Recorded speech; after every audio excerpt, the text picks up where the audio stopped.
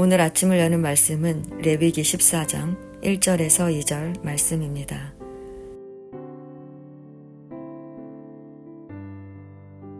여호와께서 모세에게 말씀하여 이르시되 나병 환자가 정결하게 되는 날의 규례는 이러하니 곧 그 사람을 제사장에게로 데려갈 것이요.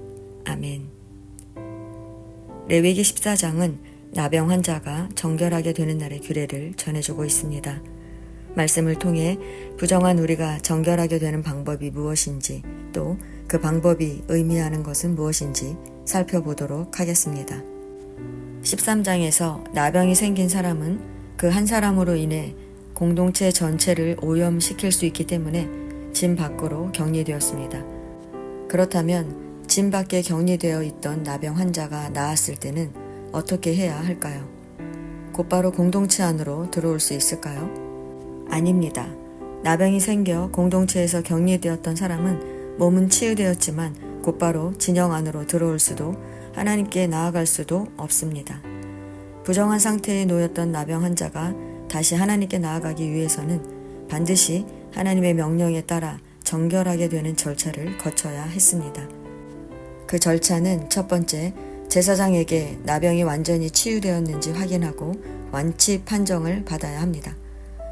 사람이 나병에 걸렸을 때 제사장이 진찰하고 판정했듯이 나병이 나았을 때도 제사장이 진찰해야 합니다.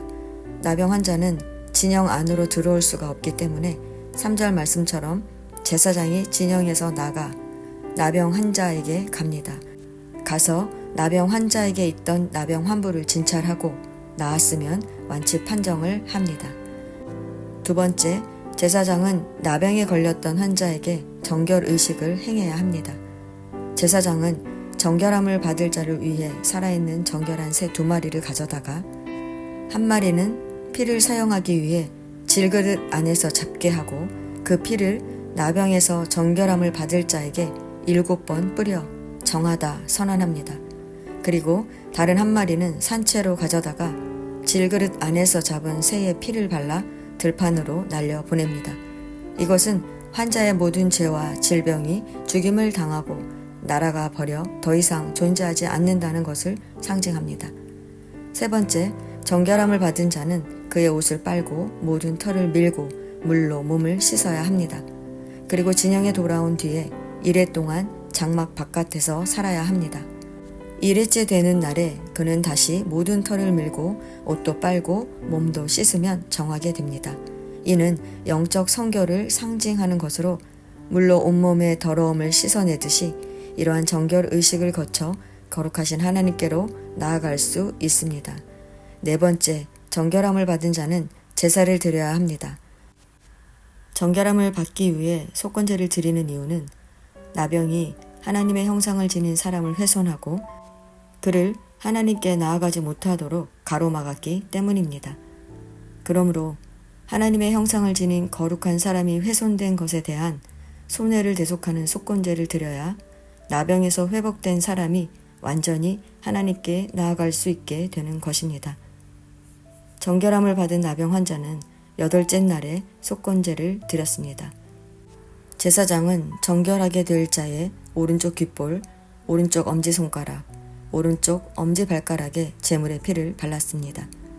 여기서 오른쪽 귓볼, 오른쪽 엄지손가락, 오른쪽 엄지발가락은 몸 전체를 대표하는 부분들로 피로써 몸 전체가 거룩하게 구별되는 것입니다. 그리고 제사장은 기름을 왼쪽 손바닥에 따라서 오른쪽 손가락으로 여호와 앞에 7번 뿌린 후 손에 남은 기름은 정결함을 받을 자의 피를 바른 곳 위에 바르고 정결함 받은 자의 머리에 바르고 그를 위해 속죄했습니다. 마치 제사장 위임식 때와 비슷한 형식의 제사가 드려졌습니다. 성도 여러분, 치유함을 얻은 나병 환자의 정결 의식이 우리에게 말하고자 하는 것은 무엇입니까? 하나님께서는 부정한 자들을 회복시키기 원하신다는 것입니다. 나병에 걸렸다는 것은 하나님의 자녀로서 온전함을 상실했다는 것입니다. 온전함을 상실한 그들은 죄의 저주와 죽음에 놓이고 공동체에서 격리되어 하나님께 나아갈 수가 없게 됩니다. 그러나 하나님은 그 부정한 사람들을 사랑하시기 때문에 그들을 다시 회복시켜 공동체 안으로 들어오게 하시려고 정결 의식을 명령하신 것입니다. 이렇게 구약에서는 나병 환자가 공동체에 복귀하고 하나님께 나아가 예배하려면 정결 의식이 필요했습니다. 그러나 신약에서는 정결 의식에 사용된 피가 예수 그리스도를 상징하는 것처럼 예수께서 나병 환자를 치료할 때 레위기의 규정들을 철폐하셨습니다. 예수님께서 병든 자, 이방인, 죄인들과 가까이 하며 모든 사람에게 구원의 길을 열어놓으신 것처럼 구원의 길은 율법을 지키는 것이나 인종이나 재산, 외모, 건강 그 어떤 것으로도 열리지 않습니다. 오직 예수 그리스도로 모든 사람에게 구원의 길이 열렸습니다. 그런데 구원받은 우리는 어떻습니까?